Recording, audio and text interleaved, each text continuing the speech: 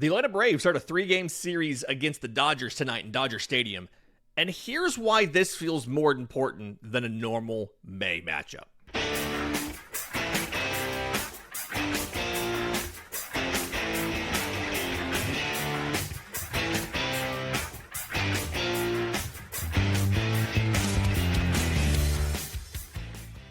Yes, welcome on into Braves Today, a production of the Believe Podcast Network and presented to you by FanDuel. I'm your host, Lindsey Crosby, and you can find all of my written work, bravestoday.com. That's the Braves Today Substack, as this is both a podcast and a newsletter. We're going to spend the entire show today talking about the Los Angeles Dodgers and the Braves matching up for 3 games starting tonight. And I mean tonight. It's a 10 p.m. first pitch in Los Angeles, matching up this weekend. I want to get to the pitching matchups. We're going to break those down and what's different about these 3 pitchers you're facing. Arguably, this is the best draw you could have had of the 3. We're going to talk about what to know about LA's offense, who is performing, who's not performing, who's the surprising catalyst that's making everything go for them right now. But before we do that, the nature of the MLB schedule, 162 games in usually 187 days, means that no one 3-game series is a must-win, especially at this point in the calendar, right? As you get down to September and you're separated by a half game or whatever, maybe that is in fact something that it does matter then. But right now, no series is a must-win for the standings. But regular listener Kyle made a great comment on yesterday's show about the Dodgers series being important and why. And I kind of want to elaborate on that a little bit because the Atlanta Braves very quickly this year regained a lot of the regard that they have traditionally held in the media. They're one of the best teams in baseball perennially, year in and year out, except for last year. Last year was a struggle in every regard. And standings, performance, we saw it. We lived through it. We know that. And going into this year, a lot of the projections had Atlanta returning to who they've historically been.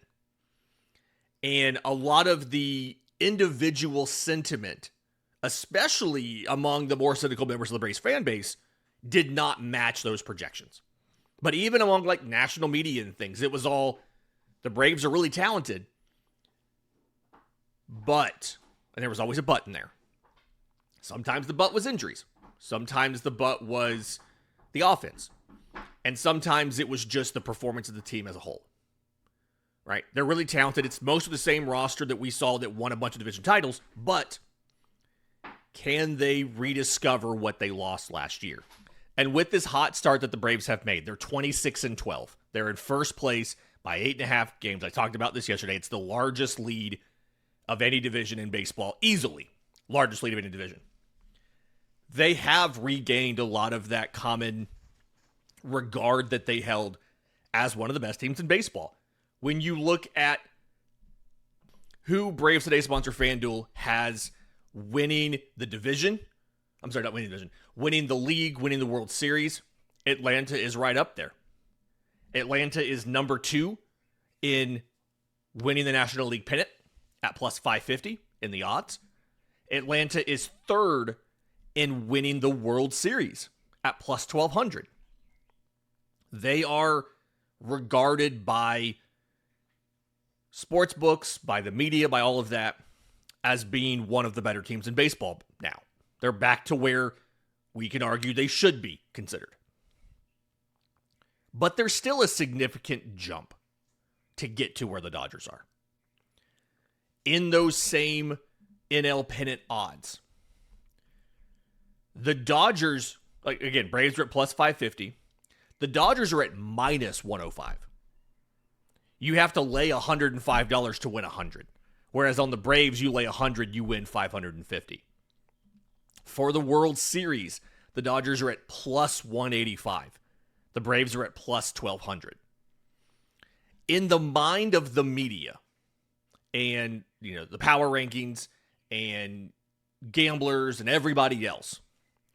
There is the Dodgers, some space, and then everybody else. And that's kind of the point that Kyle's making in his comment, right? Is that for a lot of reasons, the popular opinion, but also in the clubhouse, right? Amongst the team, baseball players are just inherently very confident. Like, you have to be. This is a game of failure. You have to be very confident in your own abilities to play this game and do it well. But being able to not only believe that you can take on LA and you can hang with them and you can beat them in a series, but to be able to show on the field that you can do it. And I really do think the Braves have more to gain than they do to lose here. If the Braves go into Los Angeles at the end of a 3-city West Coast road trip and drop 2 out of 3 to the consensus anointed best team in baseball for the last couple of years, I don't think anybody's going to really look that weird at them. And if you win one game, it's a good road trip, right? It's a winning road trip if you win 1 game out of 3. If they go in and they win 2 out of 3, if they lose 2 out of 3, I don't think it's anything really changes about the perception of Atlanta. But if they go in there and win 2 out of 3, or sweep, and I never predict sweeps, but if they go in there and they win 2 out of 3, that changes the conversation a little bit. And I do think we kind of have to clarify that LA has struggled a little bit. They are 5-5 in their last 10 games. They are 10-10 in their last 20 games. They've not been the best team over the last month. And if you look at their series that they played, they beat Houston in Houston 2 out of 3. They lost the series to St. Louis 2 out of 3 on the road. Going back farther, at home, they lost the series to Miami. They won the series against the Cubs. They lost the series in San Francisco versus the Giants. They lost the series, they tied the series 2-2 in Colorado versus the Rockies. So, they've struggled a little bit recently, and I'll get to some of the injuries and all that stuff coming up soon. But if Atlanta can go in there and manhandle the Dodgers, I do think those wins count the exact same as if they squeak out 2 narrow wins. But the public perception changes. And the boost of confidence that can give. The being able to not only just visualize success if you face them in the playoffs, but being able to go back and remember the times you were successful against these guys does help.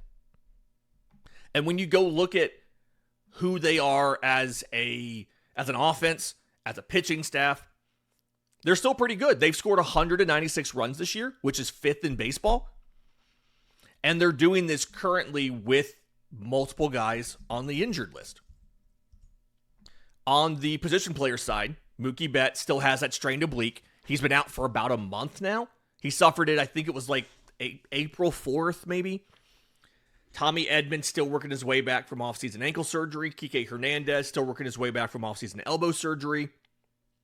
So they have a couple of lesser heralded guys who are performing pretty well right now and kind of carrying the team.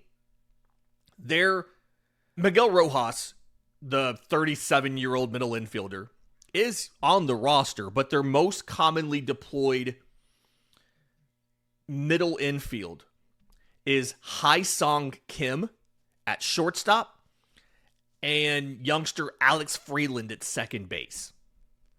So not necessarily who we expected to be the middle infield for them. You kind of figure it'd be something like Tommy Edman and Mookie Betts, or Edman and center maybe.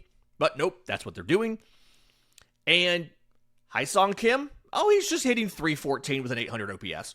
Freeland's not been as good, right? Freeland's hitting 253 with a 693 OPS. Still not bad. Not as good as Kim, but Hyeseong Kim, 800 OPS. He's 5 for 6 on stolen bases. And he has like 5 extra base hits in his 22 hits. So he's been a really good defender for them up to middle. The offensive catalyst right now, and I'm thrilled about this because I have him in Dynasty Baseball, Andy Pages. He's playing center field for them. He has 8 home runs, which is second on the team to Max Muncy. It's second. He has more home runs than Shohei Ohtani. He has more home runs than Will Smith or Freddie Freeman, Teoscar Hernandez, Kyle Tucker. It's Andy Pages. This is the dude that could not buy a hit in the postseason. He's hitting 336 with a 945 OPS. Now, granted, his home run total's so high, he had 3 home runs the other day in one game. But the point is, it's been similar to Atlanta. Slow starts from some of the stars.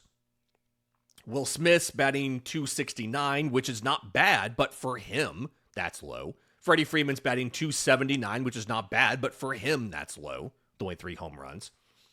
Shohei Ohtani's batting 248, which is respectable in baseball overall, but for him, that's very low. But similar to Atlanta, they're being carried by some of these youngsters. They're being carried by Hyeseong Kim. They're being carried by Andy Pages. Backup catcher Dalton Rushing has more WAR than starter Will Smith in just over half the games. He's hitting 328 with a 1.124 OPS, 7 homers, 17 RBI. For the first time in a long time, the Dodgers don't lose anything when Will Smith leaves a game from the offensive perspective because Dalton Rushing's still been really good. On the pitching side, they're doing this without Blake Snell, who's going to be activated probably after this series. Gavin Stone's still out with shoulder issues. Landon Knack's still out with a strained oblique. They have literally 6 relievers on the injured list, including closer Edwin Diaz, who had loose bodies removed from his elbow, just like Schwellenbach did, just like Hurston Waldrop did, and apparently just like Tarek Skubal did. And they think, supposedly, Skubal's going to be back in 6 to 8 weeks, which has not ever happened before, ever. But when you look at the matchups in this series, the way that the rotation shook out, the Braves are going to do pretty well with the guys that they'll face. We'll talk about that next, right here on Braves Today. Hey, Braves fans, if you've ever dreamt of going on the ultimate baseball road trip, this one's for you. Grand Slam Getaways offers bucket list baseball bus trips designed for fans who love the game and want to travel in style. All of these trips depart from Atlanta and include field-level tickets, 3-star hotels, daily breakfast, a full slate of ballparks, and other activities. Each trip includes at least 2 Braves road games, plus appearances by former MLB players, giveaways, and fun side trips to places like the Louisville Slugger Museum, the Bull Durham filming locations, and more. Whether you're retired, a baseball nut, or looking for a parent-child summer adventure, this is a stress-free way to hit the road with fellow fans. There are 2 remaining trips to choose from. They're going to Florida this month, and that's already in the bag. But June to the Midwest, July to the Northeast. These are all timed to match up with some Braves road games. So reserve your spot now with a small deposit. Head to grandslam-getaways.com to make this summer a Grand Slam. Check it out now, grandslam-getaways.com to let the baseball adventure begin. Okay, so 3 games starting tonight. And when you look at the pitching matchups, I'm going to argue the Braves got out of there pretty luckily. Shohei Ohtani pitched on Tuesday because they use a 6-man rotation. Again, because Shohei Ohtani does not count towards their limit of 13 pitchers. CJ's been all over that. The Braves will not face Ohtani in this series. Yoshinobu Yamamoto pitched on Monday. The Braves will not face him in this series. Tyler Glasnow pitched on Wednesday, and he left early with a back issue. They're not going to face him in this series. The Braves will face Emmett Sheehan tonight, Roki Sasaki tomorrow, and Justin Wrobleski on Sunday. And because of the matchups, this provides a little bit of opportunity for the Braves. Chris Sale goes tonight for Atlanta. So Sale versus Sheehan, The Braves have the advantage. Brand Today's sponsor FanDuel has this as a 1.5 favorite for the Braves. They have the Braves expected to win this one. And the thing with Sheehan, he was very, very good last year. 73 to third innings, 12 starts, 15 total appearances. I believe he piggybacked Ohtani a little bit in some of these. He had a 2.82 ERA, and it was mostly deserved. 2.93 fielding independent pitching, 3 expected ERA. So he earned that. That was legitimately a breakout thing. I had traded for him in that same Dynasty League. I had traded for him prior to last season, or I think at the very beginning of the season. So I loved that. But this year, he is struggling. He has made 6 starts. He has a 5.23 ERA. The expected's a 4.31. The fielding independent pitching's a 4.30. So he's a little bit of bad luck, but he has been a lesser version of himself. And when you look at what he did last year, it was about 50% usage of a fastball, 96 miles an hour when you round it up. Backed up by a slider, 88, a changeup at 86, and a curveball at 78. All of those things have taken a step back this year. He's averaging 94.1 on the fastball. The slider is at 87. It's hard to have a bad gyro slider above 85. So it's still pretty decent. The changeup sitting at 85. The curveball sitting at 76. But he hasn't really tweaked his usage to account for the lower fastball velocity. The fastball wasn't great last year, like -2 fastball run value. But this year, it's in the tank. It's already at -6, which is the 5th percentile in baseball. And he's still using it as his primary pitch against lefties. He's throwing it 41% of the time. He has adjusted a little bit. He is throwing the slider a little bit more to lefties. And he has made the slider his primary pitch against righties, where it was the fastball last year. Like, he's adjusted a little bit, but still not enough to minimize the exposure of that fastball. So the Braves have a little bit of an option of the ability here when they face Sheehan to jump on that fastball. Now remember, we're going to do the scouting report on YouTube and drop it on audio before every game, where we break down in detail the specifics on bullpen usage, sequencing for these pitchers, the lineups, all that kind of stuff.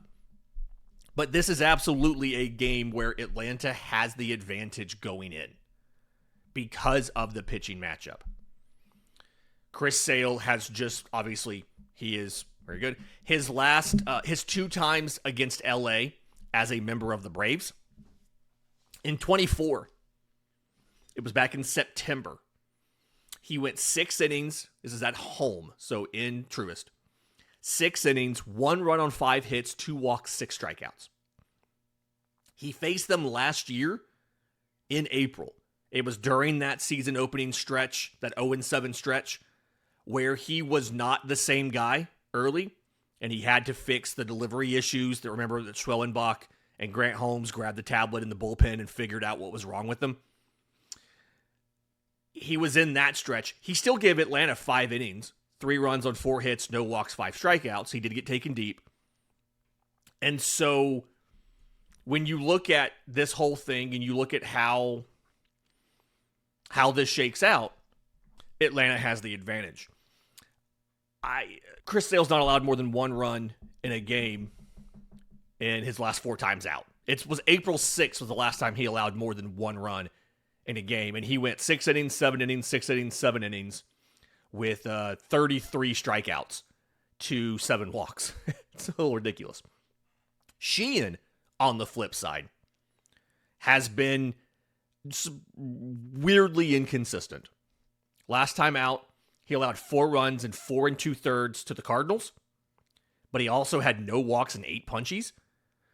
The outing before, he held the Cubs down for 1 run and 6 1/3 with 10 strikeouts. It was a no decision too, which is always frustrating. And then in Colorado, He made it through 5 innings, 2 runs on 4 hits, 2 walks, 4 strikeouts there. Just kind of a little inconsistency. He had 3 1/3 against Arizona with 4 runs. He had 5 2/3 against Washington with 4 runs. But he also held, it's just, I don't know what to expect from Emmett Sheehan. He's faced Atlanta exactly once in his career. It was September 2023. He went 4 innings with 1 run on 3 hits, 3 walks, 6 strikeouts. I don't know what to expect from him tonight. I feel like it's not going to be what you've seen last night, but we've seen sometimes he's punching out 8 to 10 guys. Sometimes he's making it through a whole outing and punching out 2 or 3. I just don't know. Saturday's game has the potential to be one of some sort of extremes. And by that, what I mean is there's no telling what you're going to get from Spencer Strider and Roki Sasaki. Obviously, Spencer Strider struggled in Colorado. He had 5 walks and 3 1/3, 87 pitches, all of that good stuff. But historically, he's not necessarily always been great against LA. Even in 2023, when he was really good, his 2 starts against LA, 1 in May, 1 in August. 6 innings for both. 4 runs in both. Now, the May start was only 2 earned, but 4 runs across 6 innings in both. He struck out 20. He walked 5. So it's just kind of a question of like, what is Strider going to do on Saturday? Is it the Colorado version that we saw? Is it what we saw down the stretch last year? Strider's last 7 games, including that clunker in Colorado, he has a 2.97 ERA. But at the same time, I have no clue what we're going to get from Roki Sasaki. This could be like 2 quality starts with a combined 15 punch-outs from these 2 guys. This could be each guy going 3 1/3 and walking 5. And that's not an exaggeration. Roki Sasaki has been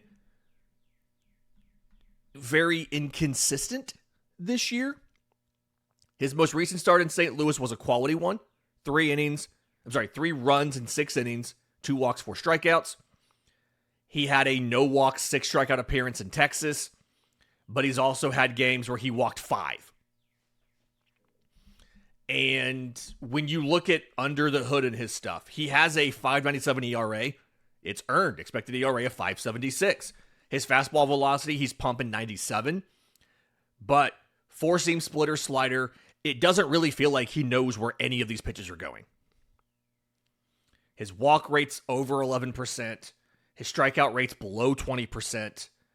He's getting not getting a lot of ground balls. He's getting just hit all around the yard.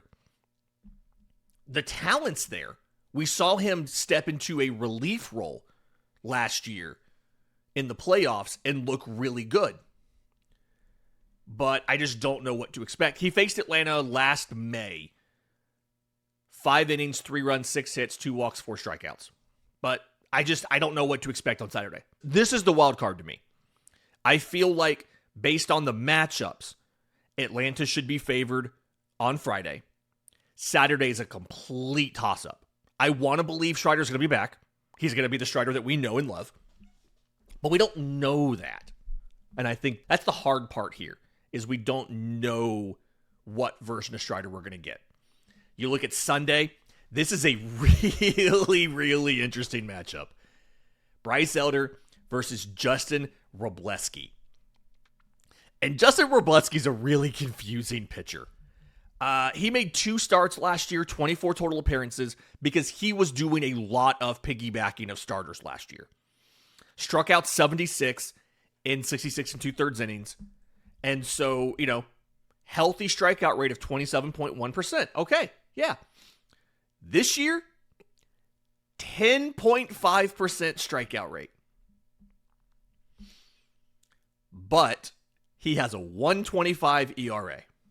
Now, that is a bit of an overperformance. FIP, 3.22. Expected ERA, 4.22. He is getting a ton of fielding outs. He is first percentile in baseball at whiff rate at 12.5%. He is second percentile in baseball in strikeout rate at 10.5%. But he's not giving up a ton of barrels, and he's getting fielding outs. He is a really confounding StatCast page, and it is a really confounding pitch plot. Because he throws 6 pitches. Or correction, he has 6 pitches. He doesn't use 6 pitches. Versus lefties, 40% fastball, 39% slider, 20% sinker, and obviously there's a little bit of rounding issues in there. He doesn't throw the curveball to lefties. He doesn't throw the changeup to lefties. He doesn't throw the cutter to lefties. Righties, it's 53% fastball, this four-seamer, 33% slider, 10% curveball, 2% changeup, less than 1% sinker, and 1% cutter. He's just not throwing some of these secondary pitches. He's barely using the changeup. He's barely using the cutter. Yeah, they're there, but they just don't get used. He's thrown 5 cutters and 8 changeups all season. It's the most confounding and odd pitch usage chart I've seen. And so because of that, I also don't know what to expect here. He has the ability to get strikeouts. He's not getting strikeouts right now. Is he? But what he's doing is working. 5 starts, 6 appearances, 1.25 ERA, 5-0 record. He is literally not taking a loss all year. So I think this is one of those situations where 2 things can be true at once. Atlanta is not getting the best version of the Dodgers. And things are lined up where Atlanta should be favored to win the series despite the fact they're in LA. And again, from the top, I do think it helps Atlanta more than it hurts them, barring a sweep where they look catastrophic. But at the same time, the talent's there. Ohtani could start hitting at any time. Kyle Tucker could start hitting at any time. And so they could very well lose this series. And when these two teams face off again, August 25th, 26th, and 27th, midweek series in Truist Park, which that sucks for Atlanta. I'd love for them to have gotten this on a weekend to have better attendance numbers. But 25th, 26th, 27th, these are going to be different teams. We don't know what's going to happen injury-wise, but they'll have Blake Snell back. They may have Edwin Diaz back. They'll have Mookie Betts and Tommy Edman back and Kike Hernandez, who only really performs in the playoffs anyway. But at the same time, Atlanta's going to have Hyeseong Kim back. Atlanta's probably going to have Hyeseong Waldrop back. Maybe have Spencer Schwellenbach back. It's going to be a different version of the team then than it is now. So I'm really curious to see what happens. Really curious to see how this goes. Either way, going to be a fun series to watch. Going to be a very, very late series. Again, these games are super late start times. 10:10 on Friday, 9:10 on Saturday, 4:10 on Sunday. But we'll have over on the YouTube channel and here in the audio feed, we will have the scouting report before each game, 10 to 12 minutes, talking about the lineups for that day, the starting pitchers, their sequencing, the bullpen usage, where each team is. They had Thursday off. Both teams had Thursday off. But where the bullpen usage is and all of that. So stay tuned for that. And then we'll be back either Sunday night, but probably Monday with a series recap. And then for Atlanta, it's an off day on Monday before they face the Cubs on Tuesday. That'll do it for Braves today. Please like the video. Please subscribe, both here and on audio. We'll see you next time on Braves Today.